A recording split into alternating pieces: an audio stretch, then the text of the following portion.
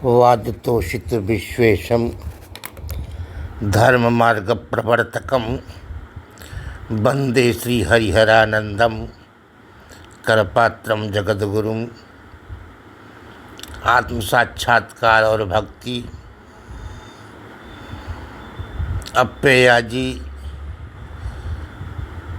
अप्पय्याजी दीक्षित ने अद्वैतवाद में निष्ठा रखते हुए भी भक्ति के लिए विशिष्टाद्वैत पर्यवसायी श्रीकंठीय शैव भाष्य पर शिवार्कमणि दीपिका ग्रंथ लिखा। उनका कहना है कि यद्यपि अद्वैत में ही श्रुति शीर्ष उपनिषदों का पर्यवसान है और सभी आगमों का भी पर्यवसान उसी में। सभी पुराणों उपपुराणों मनवादि धर्मशास्त्रों तथा महाभारत रामायण आदि सभी प्रबंधों की भी अद्वैत में ही निष्ठा है। विचार करने पर ब्रह्मसूत्र की भी अद्वैत में ही विश्रांति है। अतएव प्राचीन शंकर पतंजलि गौड़पाद शुक व्यास पाराशर वशिष्ठ नारायण प्रभृति आचार्य रत्नों ने भी अद्वैत सिद्धांत ही स्वीकार किया है। तो भी तरुणेंद्र शिखामणि भवानीपति शिव के अनुग्रह बिना अद्वैत निष्ठा प्राप्त नहीं होती। अतः शिवार्कमणि दीपिका द्वारा शिव तत्व का निरूपण का प्रयास किया।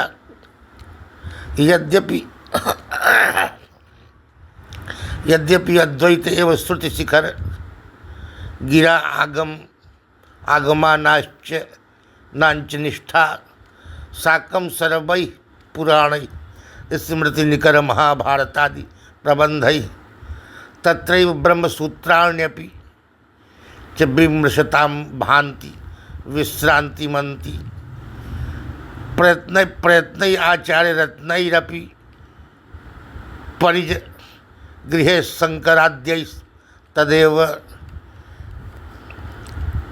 तथापि अनुग्रहाद एव तरुणेंद्र शिखामणे अद्वैत वासना पुंसां केषांचिद् इह जायते।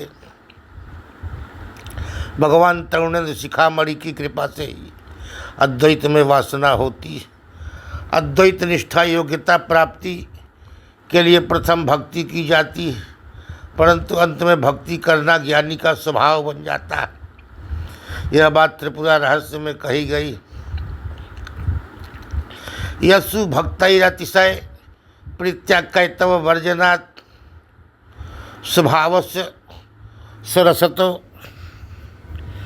ज्ञात्वा अपि अद्वैपदं विभेद भावमाहृत्य सेव्यते अत्यंत तत्परै।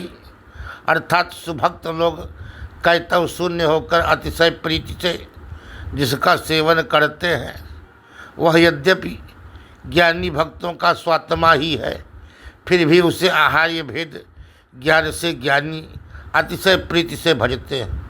परम आप्त काम पूर्ण काम परम निष्काम ज्ञानी फलानुसंधान बिना स्वभाव से ही उसमें प्रेम करते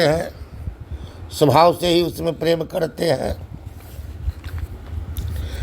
यावत् जीवेत त्रयं बंधो वेदांतो गुरुरीश्वरः आदौ विद्या प्रसिद्ध्यर्थम कृतघ्नत्वा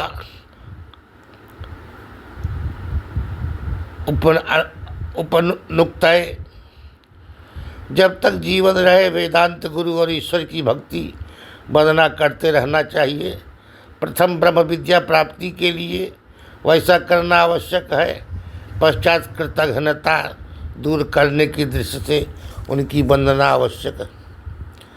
भागवत का स्पष्ट घोष है कि आत्माराम महामुनिंद्र चिदाचिद ग्रंथ के विमोख के अनंतर्य भी भगवान की हेतु की भक्ति करते हैं। यद्यपि लोक में बिना प्रयोजन के किसी कार्य में किसी की प्रवृत्ति नहीं होती, तथापि भगवान में गुण ही कुछ इस प्रकार के हैं कि जिससे कुछ प्रयोजन न होने पर भी आत्मा रामों का चित्त उनमें आकृष्ट हो जाता है। वे चाहें तो भी अपने मन की उधर से हटा नहीं सकते। तभी तो एक भक्त कहता है कि जब तक मैं निरंजन निर्गुण सर्वव्यापी तत्व का हृदय में अनुभव करने का प्रयत्न करता हूँ, उससे पहले ही मेरे हृदय में अंजन पुंज मंजू कोई गोप शिशु बलात् प्रस्फुटित हो जाता है। यावन् निरंजनमजं पुरुषं जरन्तं संचिन्तयामि सकले जगति स्फुरन्तं तावत् बलात् स्फुरति हन्त हृदयंतरे में गोपश्य कोपि शिशुरंजन पुण्यमंजु। सुख के संबंध में कहा गया कि परिनिष्ठितो अपि नैगुण्ये उत्तम श्लोक लीलया गृहीत चेता राजर्षे अध्यगाम संहितामिमाम। निर्गुण ब्रह्म में परिनिष्ठित होने पर भी हरिगुणों से आकृष्ट होकर श्री भागवत के अभ्यास में संलग्न हुए। कुंती ने तो यहाँ तक कह डाला कि आत्मलाभ परमहंस महामुनिंद्रों को भक्ति योग विधान श्री परमहंस बनाने के लिए निर्गुण निराकार पर ब्रह्म सगुण साकार रूप में प्रकट हुए हैं तथा परमहंसा नाम मुनिनाम अमलात्मनाम भक्ति योग विधानार्थम कथम पश्येमि स्त्रिय।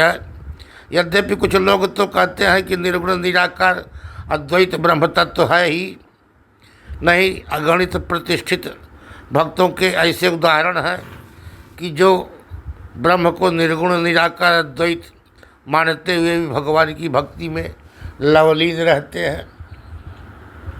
श्री भागवत एवं श्री रामचरित मानस तो इसी आधार पर भक्ति विरक्ति भगवत प्रबोध को सामंजस्य बतलाते हैं।